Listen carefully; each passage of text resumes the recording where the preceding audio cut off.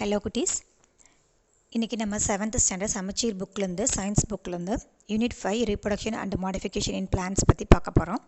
இதுக்கு முன்னாடி நான் 4 வீடியோஸ் இதை பற்றி போட்டிருக்கேன். அதோட கண்டினியூஷன் தான் இது. இதோட என்னோட 5th வீடியோ, இந்த யூனிட்டோட 5th வீடியோ இது.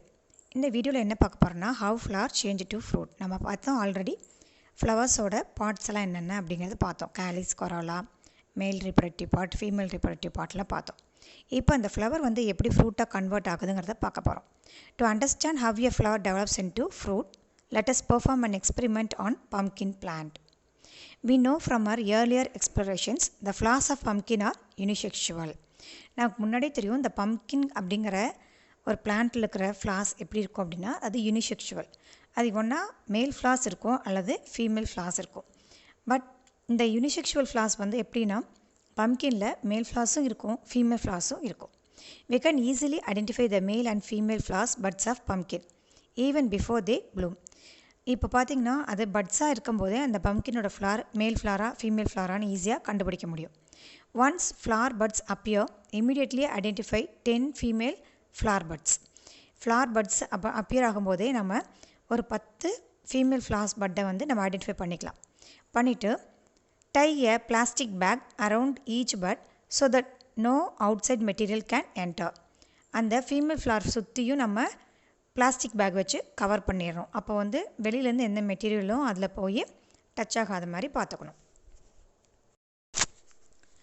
Ensure to make small holes with a pin to allow air flow. Wait for 2 or 3 days to bloom. இப்போ பார்த்திங்கன்னா, நம்ம பட்டாக இருக்கும் போதே 10 பேக்ஸ், அதாவது 10 ஃப்ளார்ஸை வந்து பிளாஸ்டிக் கவர் வச்சு கவர் பண்ணியிருக்கோம். இப்போ பார்த்திங்கன்னா, அதில் வந்து எல்லாமே ஃபுல்லாக டைட்டாக கவர் பண்ணாமல் பின் வச்சு அங்கங்கே ஹோல் போட்டு ஏர் ஃப்ளோ இருக்கிற மாதிரி பண்ணிடணும். இதை நம்ம ப்ளூம், அதாவது அந்த ஃப்ளார் வந்து வெடிக்கிற அளவுக்கு, மலர்ற அளவுக்கான டைமு 2 or 3 days கொடுக்குறோம். இப்போ பார்த்திங்கன்னா, பிக்சரில் 2 ஃப்ளார் கொடுத்துருக்காங்க, ஃபீமேல் அண்ட் மேல். மேல் எப்படி இருக்குது, ஃபீமேல் எப்படி இருக்குது. ஃபீமேல் பார்த்திங்கன்னா பல்ஜாக இருக்குது கீழே, that is presence of ovary. Ovary இருக்கிறதுனால அந்த இடத்துல பல்ஜாக தெரியுது. ஸோ இதை வச்சு நம்ம ஃபீமேல் ஃப்ளார் எது, மேல் ஃப்ளார் எதுன்னு ஈஸியாக கண்டுபிடிச்சிடலாம். இப்போ பம்ப்கினில் 2 டைப் ஆஃப் ஃப்ளாருமே இருக்கும். சூஸ் 3 to 4 மேல் ஃப்ளார்ஸ். இந்த மேல் ஃப்ளார்ஸ் இருக்கு இல்லையா, அதில் வந்து ஒரு 3 to 4 சூஸ் பண்ணிக்கோங்க. அதில் ஸ்டேமனுக்கு நம்ம ஆல்ரெடி படிச்சிருக்கோம். மேல் ஃப்ளாரில் வந்து ஸ்டேமன். ஸ்டேமன்னால் என்ன இருக்கும், ஆந்தர் ஃபிலமெண்ட் இருக்கும். ஆந்தரில் போலன் கிரெயின்ஸ் இருக்கும்.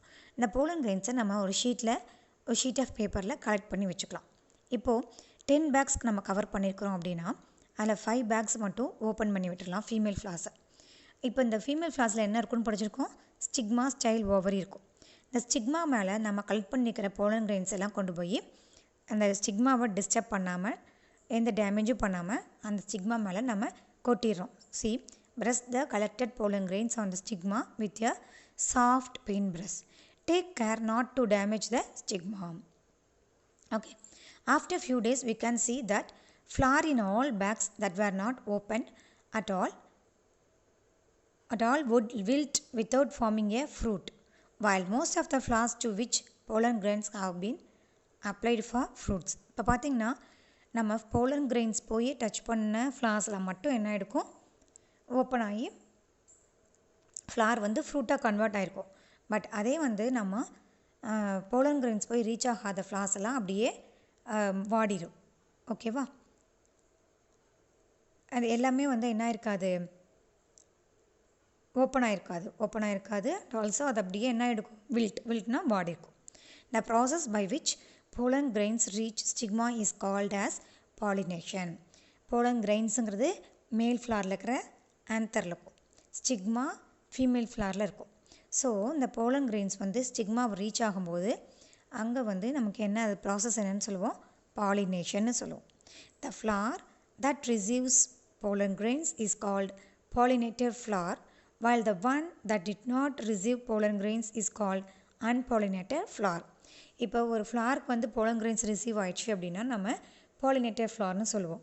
அதே ஃப்ளாரு போலன் கிரெயின்ஸ் ரிசீவ் ஆகலை அப்படின்னா அதை வந்து நம்ம அன்பாலினேட்டட் ஃப்ளார்னு சொல்லுவோம். ஸோ இப்போ பாலினேஷன்னா என்னன்னு பார்க்கலாம். In the above experiment, we transferred the pollen grains from male flower to the female flower. This is called as artificial pollination. இப்போ நாம் என்ன, அது தானாக நடக்கலை, நாம் வந்து pollen grains எடுத்து அந்த ஸ்டிக்மா மேலே போட்டோம். ஸோ இங்கே transfer of pollen grains from male flower to female flower நம்மளாக பண்ணது. So that is artificial pollination. However, in nature, there are many ways in which pollen grains reach the stigma of the flower and is called natural pollination. இப்போ பார்த்திங்கன்னா சில agents, விண்டு, water, இந்த மாதிரி சில ஏஜென்ட்ஸ்னால தானாக ஒரு ஃப்ளார்லேருந்து இன்னொரு ஃப்ளாருக்கு போய் பாலினேஷன் நடந்தது அப்படின்னா அதை நம்ம என்னன்னு சொல்லுவோம்? நேச்சுரல் பாலினேஷன்னு சொல்லுவோம். உங்கள் புக்கில் ஒரு பிக்சர் கொடுத்துருக்காங்க. இந்த பிக்சர் பார்த்திங்கன்னா உங்களுக்கு தெரியும், மேல் ரிப்ரடக்டிவ் பார்ட்டும் கொடுத்துருக்காங்க, ஃபீமேல் ரிப்ரடக்டிவ் பார்ட்டும் கொடுத்துருக்காங்க ஒரு ஃப்ளாரில்.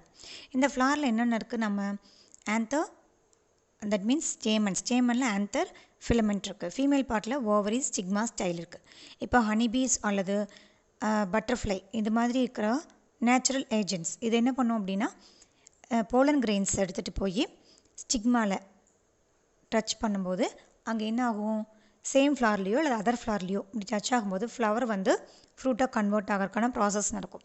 ஸோ இந்த ப்ராசஸ் போலன் கிரெயின்ஸு ஸ்டிக்மாவில் போய் ரீச் ஆகுது இல்லையா, அதுக்கு தான் நம்ம என்னென்னு சொல்லுவோம்?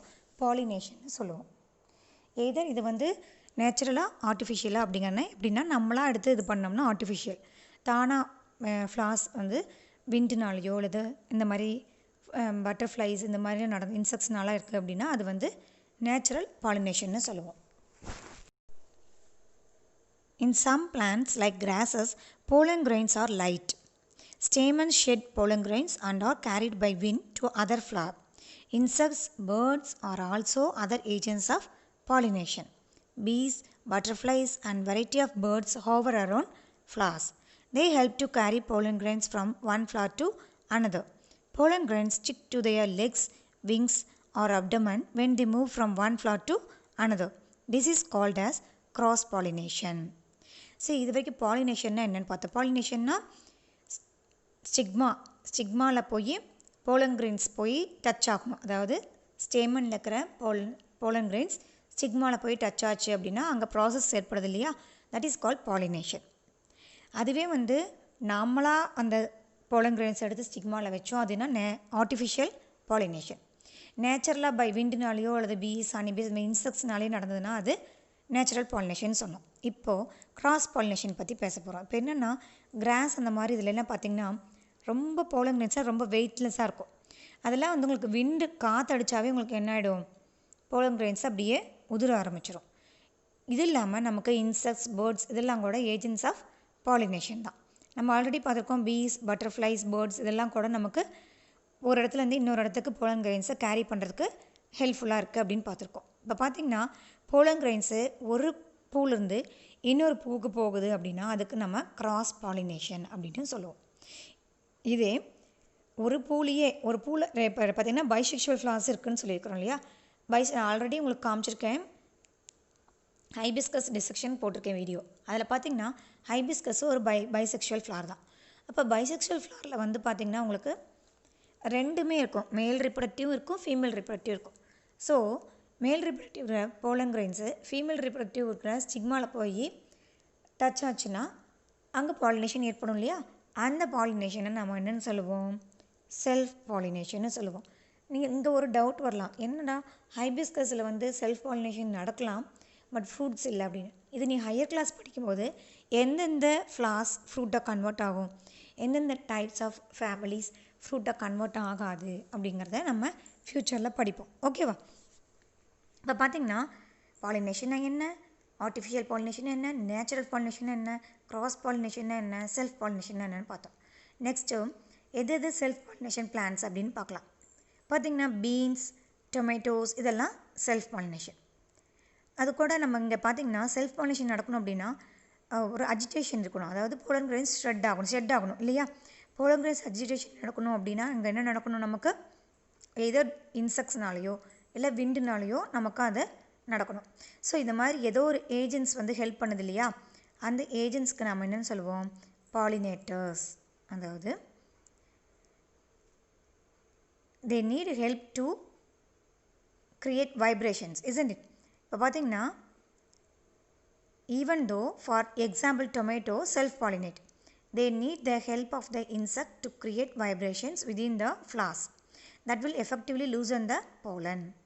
Paddy நெற்பயிர் is mostly self-pollinating using the just just gentle wind as the pollinating agent.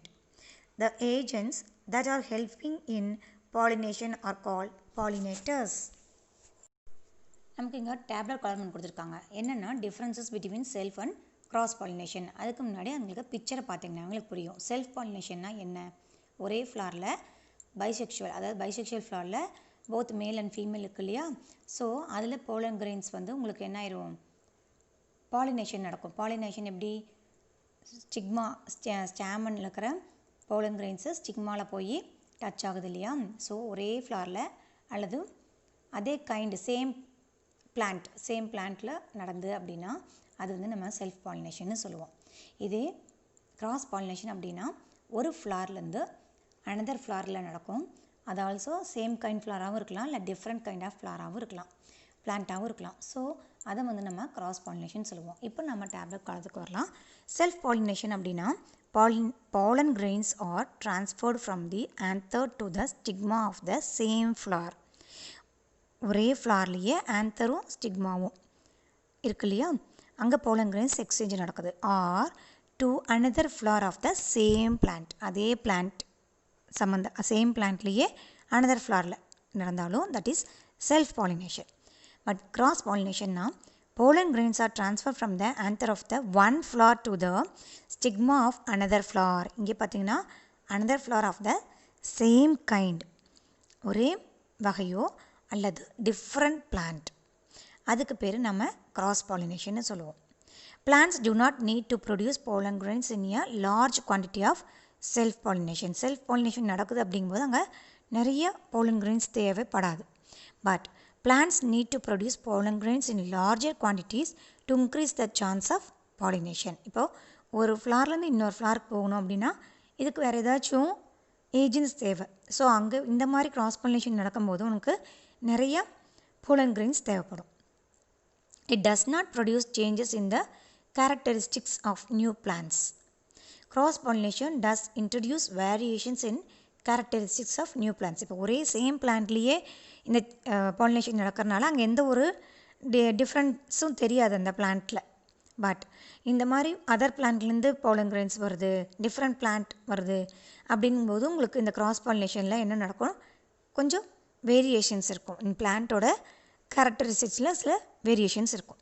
இப்போ நம்ம இது வரைக்கும் பார்த்திங்கன்னா எப்படி ஃப்ளார் வந்து ஃப்ரூட்டாக கன்வெர்ட் ஆகிறதுங்கிறத பார்த்தோம். பாலினேஷனாக என்னென்னு பார்த்தோம். ஆர்டிஃபிஷியல், நேச்சுரல், கிராஸ், செல்ஃப் பாலினேஷனை பற்றி பார்த்தோம். அது இல்லாமல் பாலினேட்டர்ஸ்னால் என்ன, டிஃப்ரென்சஸ்னால் என்னென்னு பார்த்தோம். இனி அடுத்த வீடியோவில் இதோட கண்டினியூஷன் பார்க்கலாம்.